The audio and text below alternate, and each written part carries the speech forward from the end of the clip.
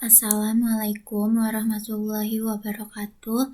Perkenalkan, nama saya Putri Aulia dengan NPM 2478226 kelas TRI 3A. Di sini saya akan membuat video hands-on pada mata kuliah pemrograman jaringan kedua, yaitu Lab Session 13 dengan materi State-Based Network Automation and Compliance.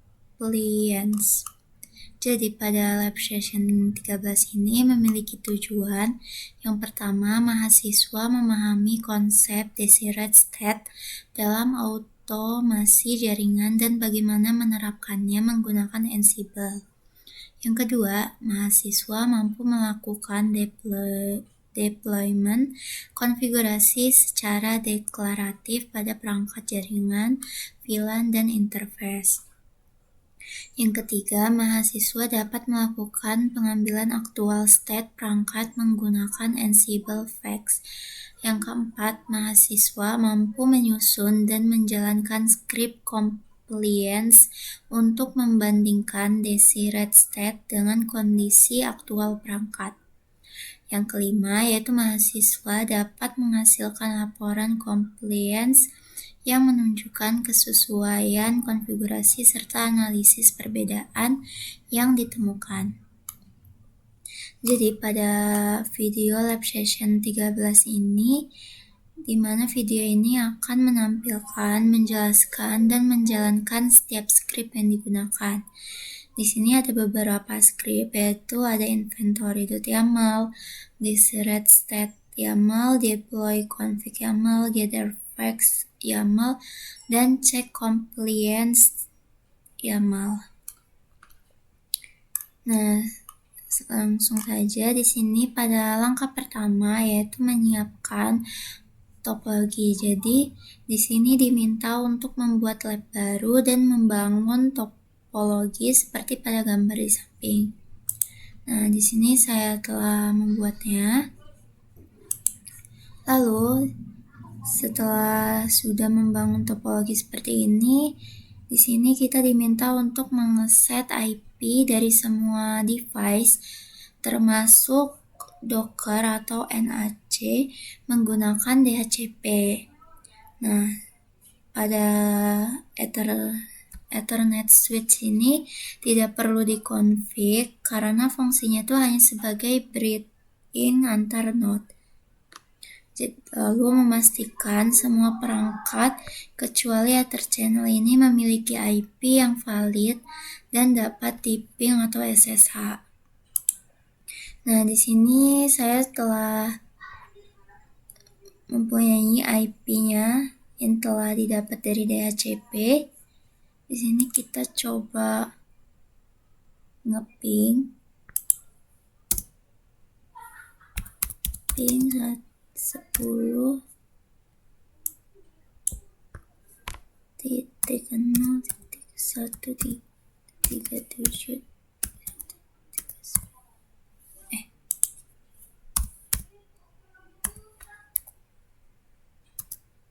7.1.3. Di sini kita coba ngeping router. Nah, bisa dilihat di sini berhasil ngeping router, lalu kita coba ngeping switch. Nah, pada switch juga telah berhasil di-ping. Lalu di sini kita coba masuk SSH-nya. SSH kita masukin nama yang telah kita konfigurasi, terus IP-nya,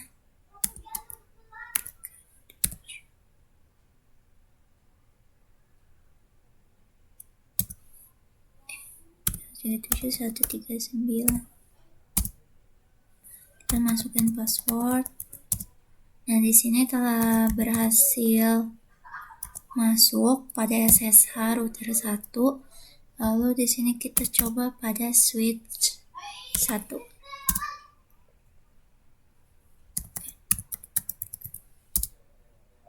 Nah, di sini juga telah berhasil masuk ke switch 1.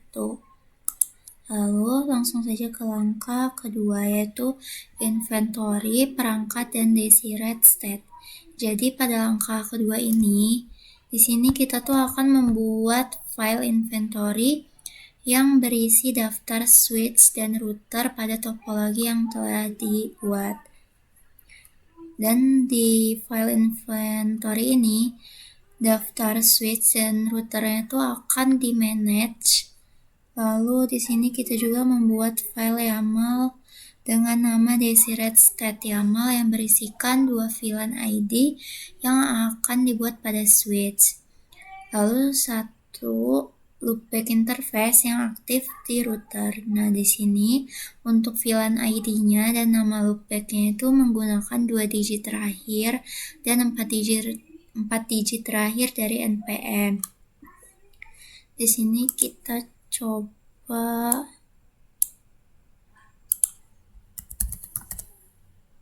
masukin get inventory. Nah, di sini. Jadi untuk isi dari file inventory.yaml, file ini tuh berfungsi untuk mendefinisikan perangkat jaringan yang akan di-manage oleh Ansible. Nah, inventory ini disusun dalam format YAML dan menggunakan struktur hierarki, group, dan host. Nah, bisa kita lihat pada struktur inventory, pada bagian atas ini terdapat group all yang kemudian memiliki 2 children group, yaitu router dan switch. Jadi grup router ini berisi 1 perangkat router yang dinamai dengan R1. Dan router ini memiliki IP address yang didapat dari DHCP yang digunakan oleh Ansible untuk melakukan koneksi ke SSH.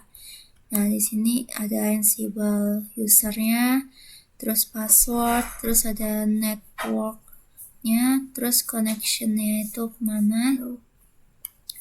Lalu di sini juga ada enable secret.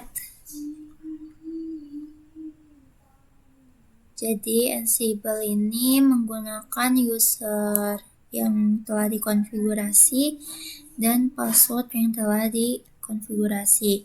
Karena ini merupakan perangkat Cisco iOS, maka di sini kita set Ansible networknya itu ke Cisco iOS dan Ansible connectionnya itu ke network _CLI.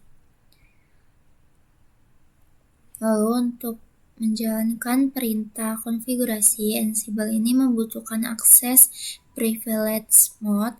Oleh karena itu menggunakan parameter Ansible Become. Di sini saya yesin karena kita menggunakan akses privilege dengan mode enable. Lalu selain router, di sini juga terdapat grup switch yang berisi 1 switch yaitu S1 namanya dengan IP address yang telah kita dapat dari DHCP dan konfigurasinya ini serupa dengan router karena sama-sama menggunakan network Cisco iOS. Jadi dengan inventory ini, Ansible ini dapat membedakan mana perangkat router dan mana perangkat switch sehingga playbooknya itu nanti bisa dijalankan secara terpisah atau bersamaan sesuai kebutuhan. Nah, selanjutnya di sini menunjukkan file desired state get.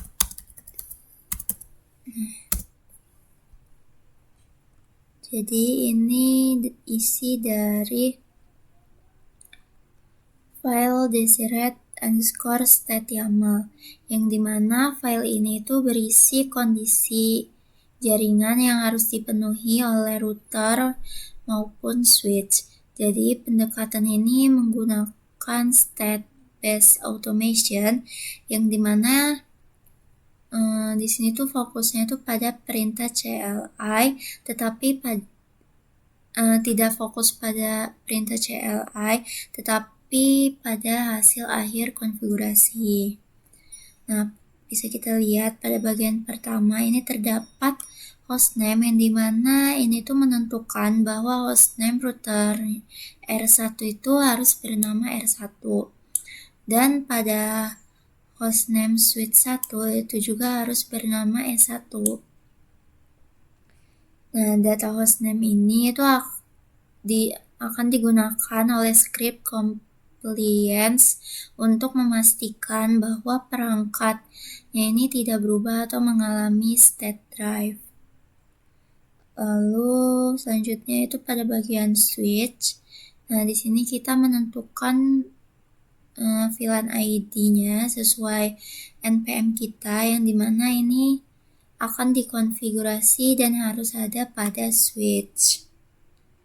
Nah, di sini saya menggunakan 2 digit terakhir dari NPM saya, lalu saya namai dengan VLAN 26, dan VLAN ID satunya tuh saya menggunakan 4 digit terakhir dari NPM saya. Nah, di sini saya namai dengan VLAN 2026. Jadi dengan diseret state ini, Ansible ini akan memastikan bahwa kedua VLAN ini itu ada dan aktif pada switch tanpa membuat duplikat konfigurasi. Lalu selain switch juga terdapat router. Nah, jadi pada router itu mengkonfigurasi loopback interface yang dimana di sini saya menamai loopback-nya dengan loopback 26 sesuai dengan 2 digit terakhir dari NPM saya.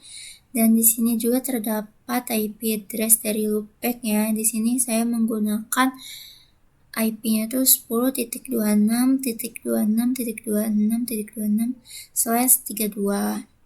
Nah, jadi jika loopback ini belum ada, maka Ansible ini akan membuatnya. Namun jika udah ada atau sudah sesuai, maka tidak akan terjadi perubahan yang menunjukkan sifat idempotent dari Ansible. Nah, selanjutnya itu langkah ketiga, yang dimana pada langkah ketiga ini menyusun script konfigurasi. Jadi di sini membuat script Ansible dengan nama deploy config YAML untuk mengirimkan konfigurasi ke switch dan router. Yang dimana script ini itu akan membaca file disret_state.yaml ini sesuai yang telah kita buat, yang telah saya tunjukkan pada sebelumnya seperti ini. Lalu menggunakan Jinja template pada deploy config.yaml untuk memanggil elemen yang ada pada disret_state.yaml. Lalu script ini juga akan mengirimkan konfigurasi menggunakan modul iOS_VLAN untuk membuat VLAN, sedangkan untuk mengaktifkan interface itu menggunakan modul iOS_L3_interface, eksekusi playbook dan amati hasilnya. Di sini saya nunjukin dulu script dari deploy_config.yaml. Jadi playbook ini diberi nama yaitu deploy VLAN and loopback configuration dan dijalankan ke seluruh host yaitu R1 dan S1 yang berada di inventory. Lalu di sini saya menggunakan gather_facts_no kenapa saya menggunakan gather_facts_no? Karena pada tahap ini kita tuh fokusnya tuh pada pengiriman konfigurasi, bukan pengambilan informasi perangkat. Lalu playbook ini juga akan membaca file desired.yaml menggunakan var file sehingga seluruh konfigurasinya ini bersifat deklaratif dan terpusat. Lalu di sini terdapat task pertamanya, yaitu mengkonfigurasi VLAN untuk switch. Jadi hanya untuk switch saja. Nah, di sini namanya konfigurasi VLAN pada switch. Lalu ada iOS VLAN config. Nah, di sini terdapat loop switch VLAN yang dimana di sini itu menggunakan Jinja 2 template untuk mengambil nilai VLAN ID dan namanya itu dari desired.yaml. Jadi loop ini tuh digunakan agar Ansible ini dapat membuat lebih dari satu VLAN secara otomatis. Lalu di sini when switch in group names, jadi task ini tuh dijalankan hanya jika host ini termasuk ke dalam group switch. Sehingga router ini kan masuk ke grup routers. Jadi dia tuh pada routersnya itu tidak akan menerima konfigurasi dari VLAN. Jadi parameter state merge ini itu memastikan bahwa konfigurasi VLAN akan ditambah dan disesuaikan tanpa menghapus konfigurasi lain yang sudah ada. Lalu pada task berikutnya yaitu mengkonfigurasi loopback hanya untuk router. Nah, di sini namanya itu configure loopback interface on router. Jadi Ansible ini tuh akan membuat interface loopback 26 dan mengatur IP address sesuai dengan file desired.yaml. Jadi setelah konfigurasinya ini berhasil diterapkan, di sini terdapat handler yang digunakan untuk menampilkan kondisi aktual perangkat sebagai bentuk verifikasi. Nah, ini terdapat handlers. Jadi handlers pertama itu menjalankan perintah show VLAN pada switch untuk memastikan VLAN-nya ini telah berhasil dibuat atau belum. Lalu pada handler kedua yaitu akan menjalankan perintah show IP interface brief. Nih, include loopback, yang dimana perintah ini tuh akan menampilkan IP dan loopback, yang telah dibuat. Lalu di sini kita coba jalanin. Clear Ansible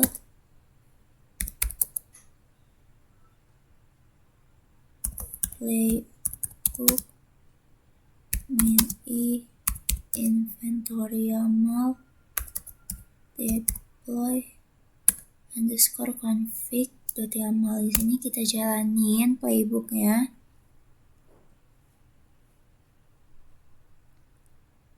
Nah, jadi di sini dia tuh akan menampilkan namanya deploy VLAN and loopback configuration. Jadi pada task pertama yaitu mengkonfigurasi VLAN pada switch. Jadi jika dia melewati R1, dia tuh akan di skipping. Jadi bukan tujuannya.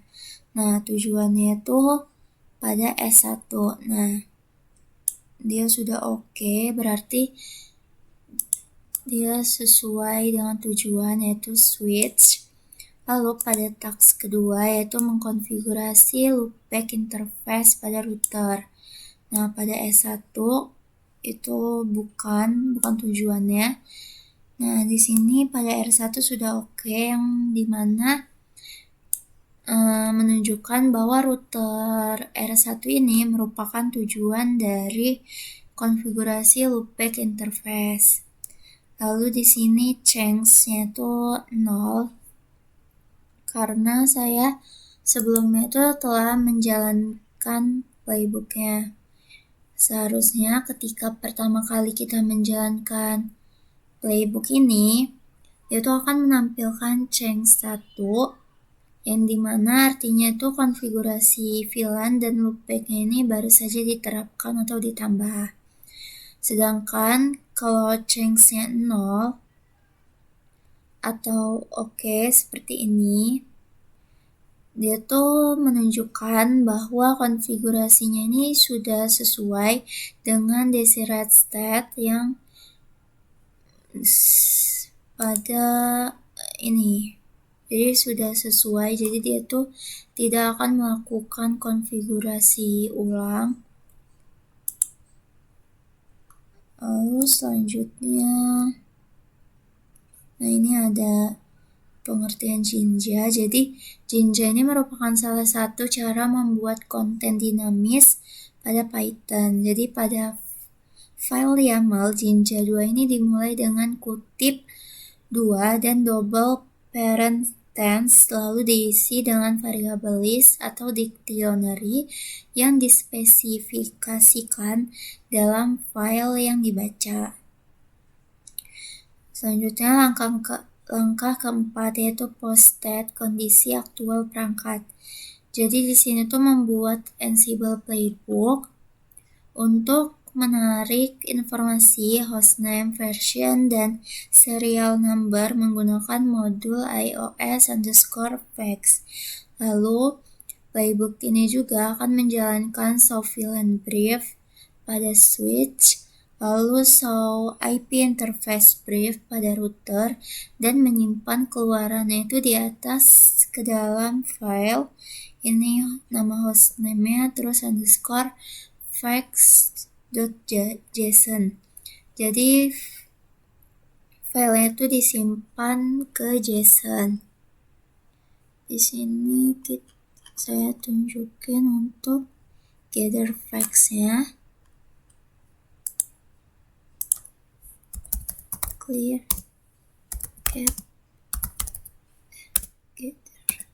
gather underscore facts.yaml. Nah, jadi playbook ini tuh untuk mengumpulkan informasi penting dari perangkat jaringan dan menyimpan ke dalam file JSON yang nantinya tuh akan digunakan sebagai proses compliance untuk langkah kelima. Nah, ini untuk isi dari script gathers underscore facts.yaml.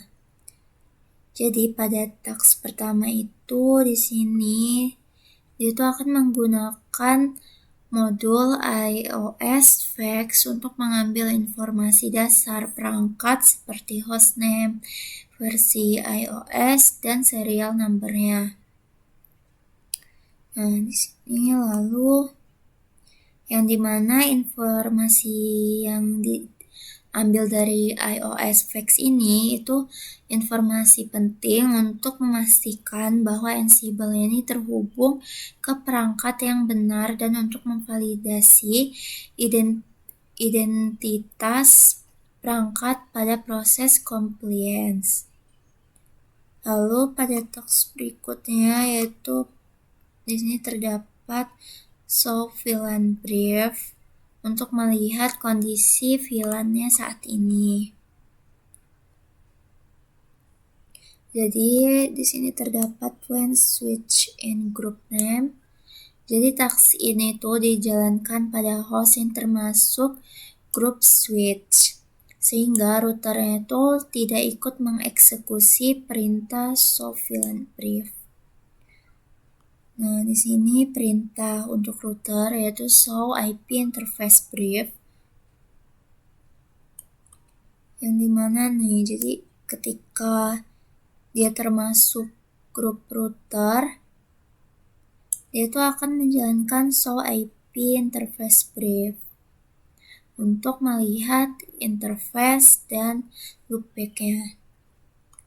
Lalu di sini pada teks selanjutnya akan disimpan ke file JSON. Jadi seluruh data yang telah dikumpulkan itu akan disimpan ke dalam file JSON dengan format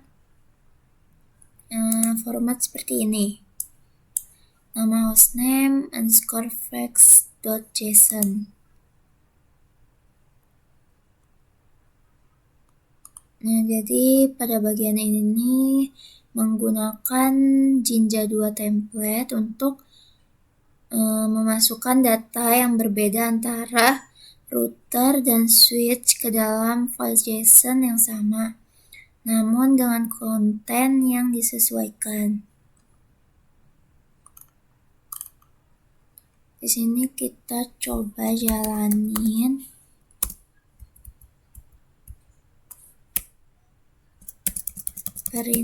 Menjalanin playbook ya. Jadi menggunakan Ansible playbook min-i inventory.yaml gather_facts.yaml.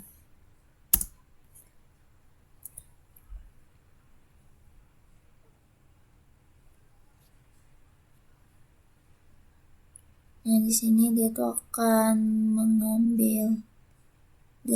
mengumpulkan iOS facts-nya. Di sini R1 dan S1-nya udah oke.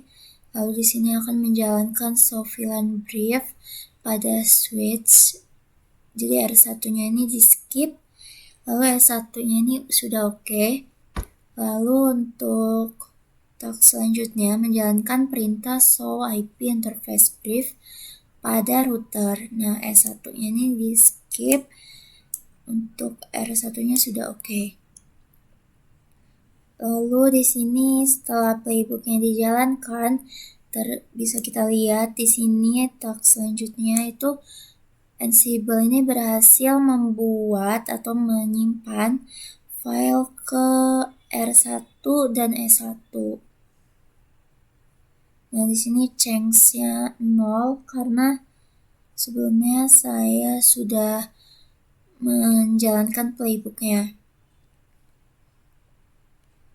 Yang di sini kita coba lihat isi dari get R1. Kita coba lihat isinya. Nah, bisa kita lihat pada file R1_fact.json ini dia tuh akan menyimpan data hostname, lalu terdapat versi iOS-nya, lalu di sini bisa kita lihat juga dia tuh menyimpan serial number serta kondisi interface-nya nih di sini bisa kita lihat, yang dimana data ini tuh diperlukan untuk membandingkan actual state perangkat dengan desired state pada proses compliance. Jadi dengan adanya data post state ini, kita tuh dapat mendeteksi apakah konfigurasi perangkatnya ini masih sesuai dengan kebijakan yang telah ditetapkan atau sudah mengalami state drive. Nah, selanjutnya yaitu langkah kelima, yaitu compliance script. Jadi compliance ini itu untuk memproses pemeriksaan kesesuaian polis aturan atau perintah yang diberikan. Jadi script ini tuh untuk memeriksa apakah desired_state.yaml ini sudah benar diterapkan atau belum pada semua device. Jadi isi scriptnya itu untuk meliputi pemeriksaan pada validasi hostname, apakah hostname-nya ini sudah sesuai atau belum, lalu validasi VLAN dan validasi loopback. Yang dimana hasilnya ini cukup ditampilkan langsung di CLI. Di sini kita lihat isinya, cat cek.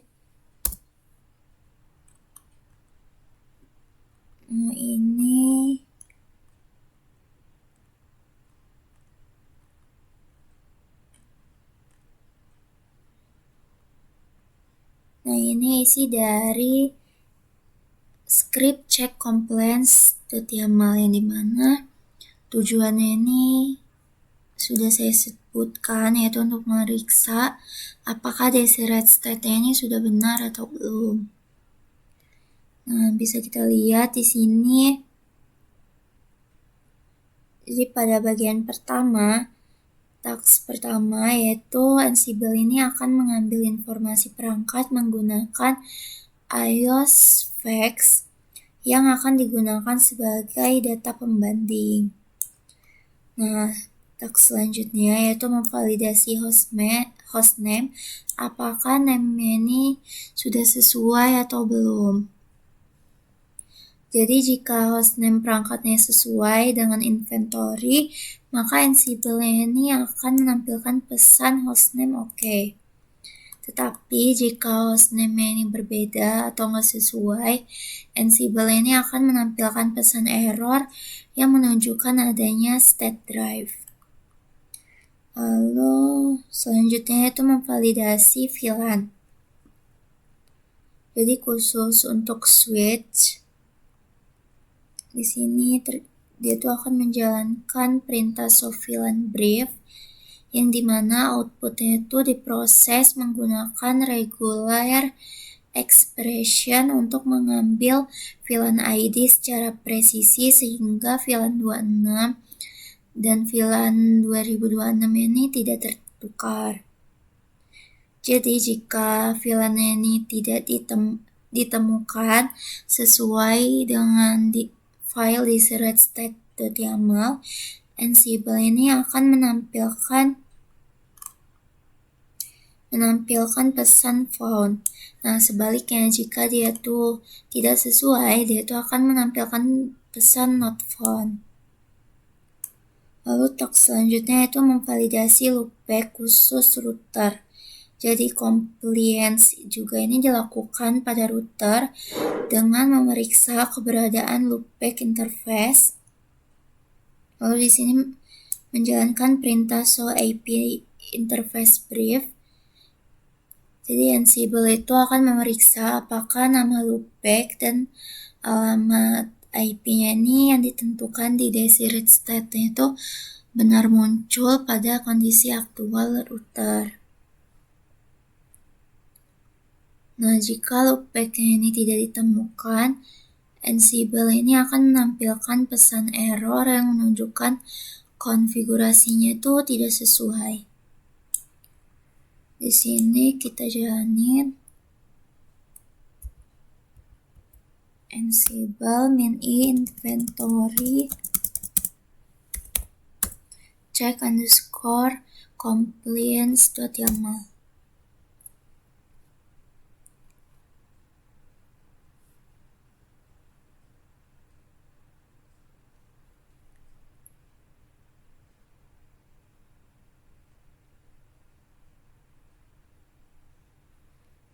Nah, bisa kita lihat di sini kondisinya tuh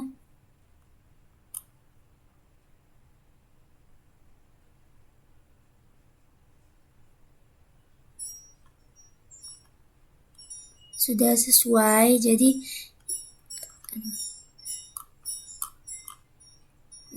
di sini pada router 1 dia tuh telah menemukan loopback 26 dan hostname-nya ini juga udah sesuai. Lalu pada S1 juga dia juga sudah found, berarti sudah sesuai dengan task pada script ya. Selanjutnya itu langkah ke-6 yaitu state drift. Jadi itu melakukan dua perubahan yang merusak konfigurasi yang telah dideploy. Misalnya di sini tuh menghapus satu VLAN pada switch dan mengubah mengubah hostname router, lalu menjalankan script gather facts dan cek compliance.yaml dan amati hasilnya. Di sini kita ke router. Di sini kita coba masuk. Kita ubah nama hostname-nya. Ini kan hostname-nya R1, kita ubah R1. Nah, di sini lalu kita N terus WR. Lalu pada switch juga di sini kita hapus VLAN 2026 ya.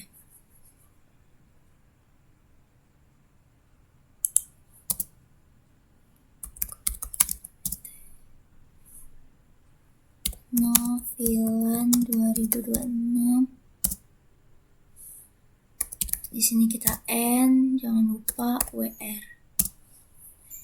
Nah, jadi di sini kita melakukan perubahan manual pada switch dengan menghapus VLAN 2026. Nah, pada router juga ini dilakukan manual dengan mengubah hostname-nya menjadi R1 strip putri. Nah, di sini kita coba jalanin perintah playbook gather facts. Jadi setelah terjadi state drive, saya itu menjalankan playbook ansible playbook min I inventory.yaml gather underscore facts.yaml.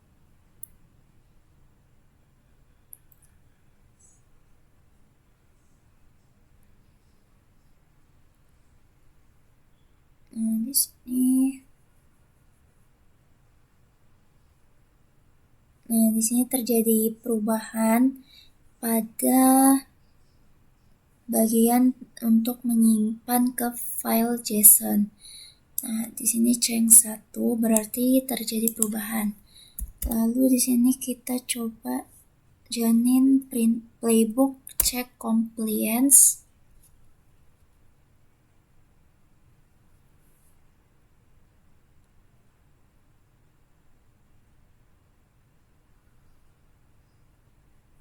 Dia lagi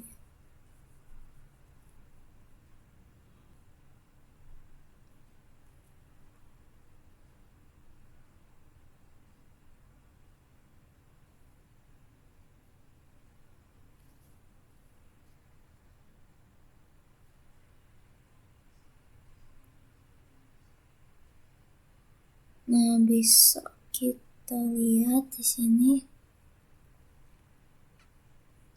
pada S1 hostname ini sudah sesuai. Nah, pada R1 ini dia terdeteksi bahwa hostname ini pada router itu telah berubah dan tidak sesuai dengan inventory.yaml. Nah, ini error ya.